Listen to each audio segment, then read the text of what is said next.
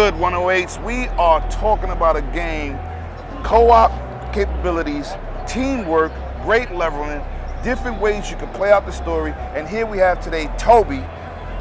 Excellent guy. Listen, I cracked a joke on him when I first met him, but it's crazy. Korean barbecue for the birds. But anyway, we're gonna get into the game, The Last Oracle, and I just finished playing, and this is gonna be something that you wanna add to your library, and we're gonna get some answers from him, and he's gonna describe the game to you so y'all can understand what he's gonna be dropping. So talk to us. Tell me about The Last Oracle. So The Last Oracle, I always say it has like 3 main pillars. One of them is the combat. So think of a like Soulsy kind of combat style. You drop your souls and so on. Self-explanatory, but really cool because everyone knows Elden Ring is a great game, right? We want more of that. Second one is branching dialogues, branching stories. So when you do a decision, a quest, then the entirety of the game will change according to that. Let's say you side with one faction, you're friendly with them, they want you to help attack some fortification, you can do that, but let's say you replay the game and don't help them anymore. All of a sudden you are not attacking that fortification, but you're trying to defend that. So everyone has a different playthrough and everything you do will have an impact. But you can always backstab everyone. So if you say like screw them, I don't want to help them anymore, you can just like rethink your decisions and like. So you can flip flop. You can of course flip flop. It's a bit like a diamond, right? So there's several endings in the game. It's not like hundreds, but that's several. Awesome. That's enough. It's not so important. The ending is not that important. It's more like how you get there. How you get there's there, like really a lot of branches that are interconnected, and that's really cool.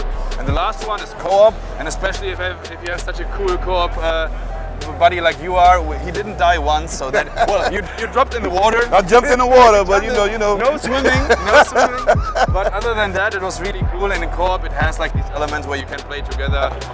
One revives the other. You have special weapons that are only working in co-op. So I'm zapping you with a lightning rod, and everyone who got caught in between will be zapped. And we have some Korean barbecue. Right? Yeah, facts. These kind of, or there's boss fights, for instance, when you play alone, they're kind of tough, but in co-op, one can like pull the aggro of the boss, and the other one can pull a trap and then insta kill the boss and so on. The game doesn't get easier in co-op per se because it will adapt to with tougher enemies and more enemies and so on. But co-op, in my opinion, adds so much more fun to that game if you can play with someone. Right now on Steam, it's available already, so you can play a demo on Steam if you want to. Yeah, go try that. It's awesome. Last Oricle on Steam. It has the offline co-op, the split screen already in there. But on release, we are planning an online co-op as well, so you can play. You can stay at home and play with your online friends you never met before. Now let me give y'all what my take on the game was. First of all, what I enjoyed was the level of balance between the characters. It was like you could do things that I can't, but I had to help you get to your point to do the things for us both to be able to accomplish the mission. That's what I thought was awesome. Now, when we pick the other faction and do another side of the story, I like how the roles reverse. It could be the same level, but you attack it and see different elements added, so you could cross like the bridge that wasn't there when me and you had to jump. So I thought that was awesome. And with the weapon combinations, like what we saw with the lightning rod, y'all have more of those style of weapons in the game with co-op abilities? Absolutely. That's amazing. That's the plan. So the co-op, again, of course, if you want to play it alone, of course you can play that alone. It's not like mandatory to have co-op, but I personally, co-op is the way to go. My gamer heart says play that in co-op because it's just so much more fun, and it has these elements like the lightning rod and so on. I think that was awesome. And you know what I also like? I like the challenge of the level. I like the way you on level from a different perspective, but it's giving you different elements.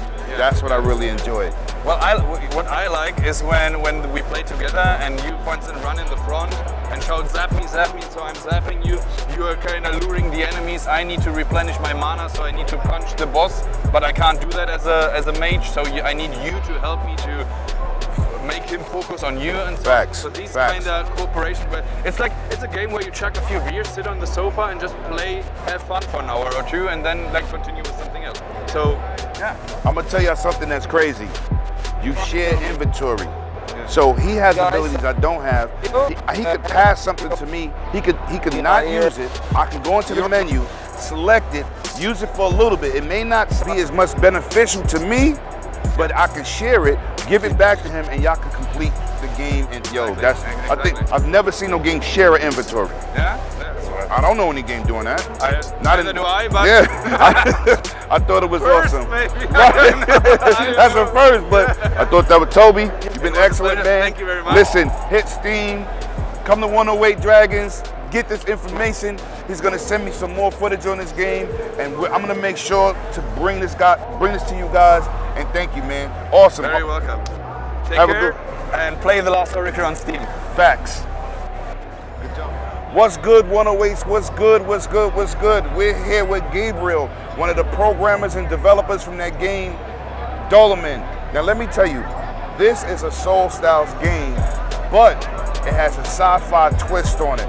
Now, explain the game and tell them what they can look forward to. That's coming out, what, May 20th? Yeah, that's coming May 20th for all the major platforms. So PC, PS4, PS5, Xbox One, Xbox Series, everywhere. They got your hands full. Y'all just you got everybody covered. We Okay. got everyone's covered. So if you're into Souls-like games, if you're more a hardcore kind of game player, and you like to die, that's our game. That's what we're looking here. So Dolemen has a lot of inspirations on those Dark Souls, but also in sci-fi games. A lot of Lovecraft also in, so you get that a little bit of horror on it, especially when you're experienced with a good sound. You can get really creepy sounds sometimes, and that's what Dolemen is. Now let me tell you from what I played. See, Gabriel was a great teacher. But you know, I got a lot of experience with these Soul style games. There's a twist. I'm gonna tell you something right now.